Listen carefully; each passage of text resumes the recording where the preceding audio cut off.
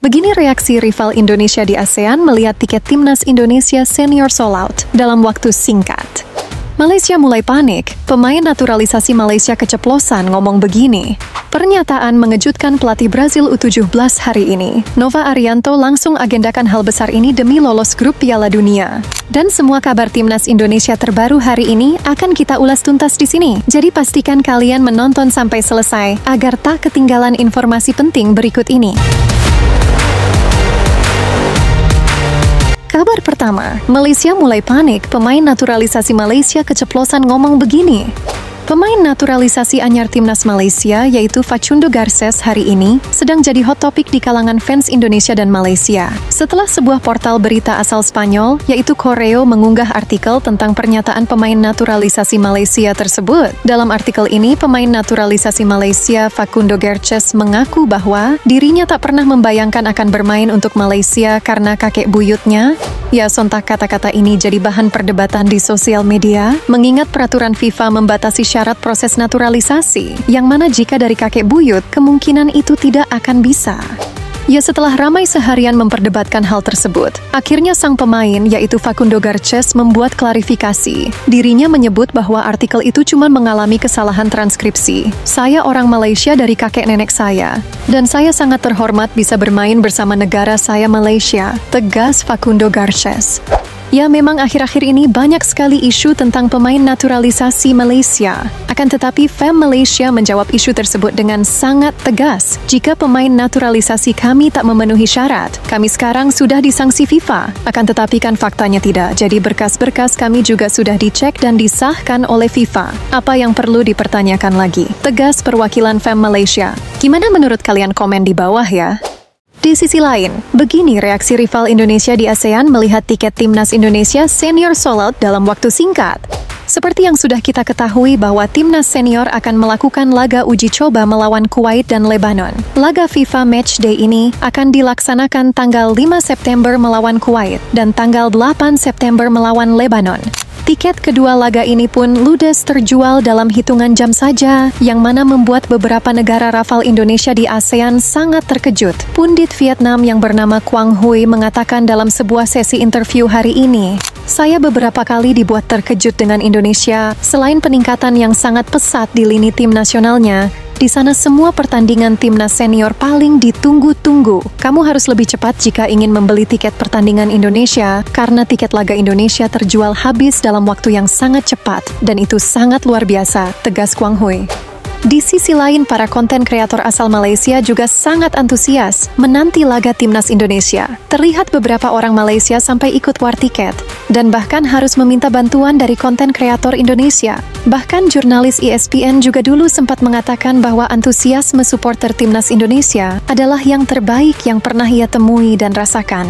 Ya, jangankan tiket laga melawan Kuwait yang harga paling mahalnya 400.000, tiket kualifikasi Piala Dunia yang jutaan saja selalu sold out dalam waktu yang sangat cepat.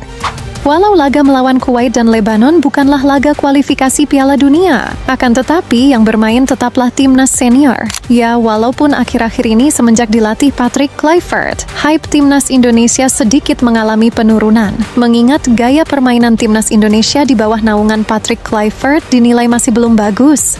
Walau ini adalah ajang untuk Patrick Kluivert bereksperimen, akan tetapi jika kalah ya sudah pasti bakal chaos sih di sosial media. Kalau bisa jangan sampai kalah ya, coach. Mengingat Indonesia memilih lawan uji coba yang terbilang mudah yaitu Kuwait dan Lebanon. Kuwait di ronde 3 tak begitu maksimal, bahkan menduduki peringkat paling bawah. Dan sedangkan Lebanon bahkan tak lolos ke ronde 3 kualifikasi Piala Dunia. Dari segi ranking FIFA juga Kuwait dan Lebanon masih di bawah timnas Indonesia. Jadi laga melawan Kuwait dan Lebanon nanti seharusnya di atas kertas Indonesia jauh lebih unggul ya teman-teman. Mengingat sebaliknya calon lawan di ronde 4 yaitu Arab Saudi justru memilih lawan yang kuat untuk laga uji coba. Jadi Patrick Kluivert harus mematangkan strateginya dan menganalisa juga permainan Arab dan juga Irak nantinya. Oh iya, ada kabar bahwa saat ini Mark Klok akhirnya kembali dipanggil ke timnas Indonesia. Mark Klok dan Beckham Putra dikabarkan mendapat panggilan dari Patrick Kluivert untuk laga melawan Kuwait dan juga Lebanon September nanti. Ya, semoga saja performa mereka semakin meningkat ya teman-teman. Gimana nih menurut teman-teman? Apakah laga melawan Kuwait dan Lebanon harus kita menangkan? Atau kasih kesempatan untuk Patrick Kluivert bereksperimen sebelum ronde 4 dimulai? Komen pendapat kalian di bawah ya. Kabar selanjutnya, pernyataan mengejutkan pelatih Brazil U17 hari ini. Nova Arianto langsung agendakan hal besar ini demi lolos grup Piala Dunia. Setelah menjalani turnamen Piala Kemerdekaan dengan berhasil menjadi juara 2, Timnas U17 asuhan Nova Arianto dinilai mempunyai progres yang bagus pada turnamen ini. Mengingat turnamen Piala Kemerdekaan ini adalah ajang persiapan bagi Coach Nova untuk Piala Dunia U17 mendatang. Saat melawan tim kuat seperti Mali kemarin, nampak para pemain masih terlihat gugup saat ditekan habis-habisan. Dan tentu saja Coach Nova menyadari itu juga dan berjanji akan memperbaikinya.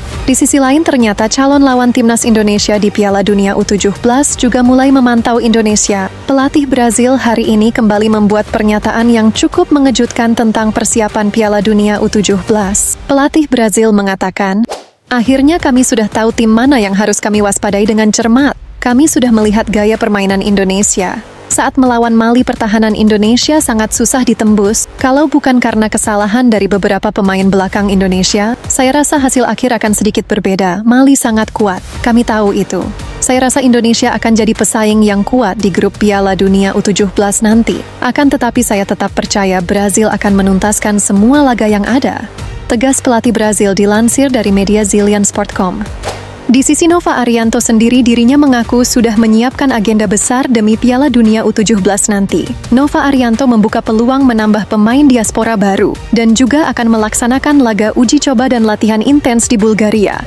Para pemain dan staf pelatih hari ini sedang fokus mengevaluasi semua pertandingan dan akan berangkat ke Bulgaria kemungkinan akhir September nanti. Selama di Bulgaria, Nova Arianto akan melakukan beberapa laga uji coba dengan negara kuat lainnya. Semua dilakukan demi hasil terbaik di Piala Dunia U17 bulan November nanti. Ya, mari kita doakan semoga Timnas U17 dan Nova Arianto bisa mendapatkan hasil yang diharapkan di Piala Dunia U17 nanti ya teman-teman. Kabar selanjutnya, Timnas U23 gencar lakukan persiapan jelang kualifikasi Piala Asia U23. Hari ini Coach Gerald van den Burg terlihat mulai mengoreksi beberapa daftar pemain untuk kualifikasi Piala Asia U23 September nanti, mengingat Timnas U23 di Piala Asia memiliki catatan yang baik dengan berhasil tembus ke 4 besar. Maka dari itu, misi dari Gerald van den Burg ini terbilang cukup berat. Kabarnya Gerald van den Burg akan membawa beberapa pemain diaspora demi lolos Piala Asia U23 kali ini. Pemain seperti Dion Marks dan Tim Gay-Pence dikabarkan akan bergabung untuk kualifikasi Piala Asia U23 kali ini. PSSI hari ini juga kabarnya sudah saling berkomunikasi dengan pihak klub. Mengingat Piala Asia U23 bukanlah agenda FIFA, jadi memang sangat sulit pemain diaspora mendapat izin dari klub. Gerald van den Burg juga berpeluang memanggil Rafael Struijk yang saat ini bermain di Liga Indonesia, yang mana pemanggilan ini akan jauh lebih mudah karena Rafael bermain di BRI Super League. Pemain lainnya seperti Justin Hubner dan Nathan Joe Aon sepertinya akan sangat sulit dipanggil, mengingat saat ini Justin maupun Nathan sudah dapat tempat di klub barunya di Eredivisie. Kemungkinan Justin Hubner dan Nathan jika bisa dipanggil pun itu, jika Timnas Indonesia U23 sudah lolos Piala Asia. Jadi di kualifikasi Piala Asia ini, Coach Gerald van den Burg kemungkinan akan memakai pemain yang ada sementara terlebih dahulu. Mengingat saat era Shin Tae-yong juga saat kualifikasi, hanya memakai pemain hampir full dari Liga 1, dan setelah lolos baru bisa memanggil pemain diaspora. Maka dari itu lolos Piala Asia U23 sangat wajib hukumnya bagi Gerald van den Burg. Karena jika sudah lolos, pemain seperti Mauro Zigilstra dan Miliano Jonathan yang akan diproses WNI berkemungkinan besar akan bisa dipanggil untuk Piala Asia U23 nanti. Ya, semoga saja Timnas U23 bisa jauh lebih baik lagi nantinya ya teman-teman. Gimana pendapat kalian? Komen di bawah ya. Jangan lupa like video ini dan tekan tombol subscribe agar kalian selalu dapat info valid seputar tim nasional sepak bola Indonesia. Semoga informasi-informasi tadi bermanfaat, sehat selalu teman-teman, dan sampai jumpa lagi di video selanjutnya. Terima kasih sudah menonton.